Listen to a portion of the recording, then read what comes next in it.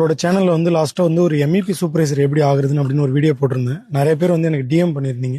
அதில் என்ன நீங்கள் கேட்டிருந்தீங்கன்னா, ப்ரோ ஆக்சுவலாக எம்இபி சூப்பர்வைசர்ன்றது பர்டிகுலர் ஒரே ஒரு டிவிஷனா இல்லை டிஃப்ரெண்ட் லொக்கேஷனில் இல்லை டிஃப்ரெண்ட் ஃபீல்டாக ஒர்க் பண்ண முடியுமா அப்படின்னு கேட்டிருந்தீங்க.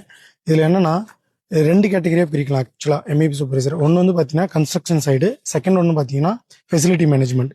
கன்ஸ்ட்ரக்ஷன் சைடில் எம்இபி சூப்பர்வைசர் ஆகிறதுனால உங்களுக்கு என்ன பெனிஃபிட் கிடைக்குன்னா, நீங்கள் வந்து ஒரு ஃப்ரெஷராக இருக்கீங்க அப்படின்னா நல்ல ஒரு நாலேஜ் கெயின் ஆகும். ஏன்னா அந்த பில்டிங்கை நீங்கள் ஸ்க்ராட்ச்லேருந்து பில்ட் பண்ணுவீங்க. அட் தி சேம் டைம் உங்களுக்கு வந்து ஒரு பெட்டரான பேக்கேஜிங் கிடைக்கும். அண்ட் தென் செகண்ட் வந்து பார்த்தீங்கன்னா எம்இபி சூப்பர்வைசர் இந்த ஃபெசிலிட்டி மேனேஜ்மெண்ட். இதில் வந்து உங்களுக்கு லெஸ் சேலரி தான் கிடைக்கும். அதே போல் உங்களுக்கு அந்த அளவுக்கு பெரிய ஸ்க்ராட்ச் ஆஃப் நாலேஜ் வந்து பில்ட் ஆகாது. ஸோ நீங்கள் வந்து ஒரு ஃப்ரெஷராக இருக்கீங்கன்னா கன்ஸ்ட்ரக்ஷன் சைடில் ஒர்க் பண்ணிவிட்டு அதுக்கப்புறம் ஃபெசிலிட்டி சைடுக்கு நீங்கள் மூவ் ஆனீங்கன்னா பெட்டராக இருக்கும்.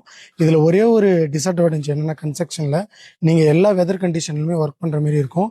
ஆக்சுவலாக வந்து யூஏஇயில் ஒரு 8 to 6 மந்த் வந்து பயங்கரமாக வெதர் கண்டிஷன் வந்து ரொம்ப ஹாட்டாக இருக்கும்.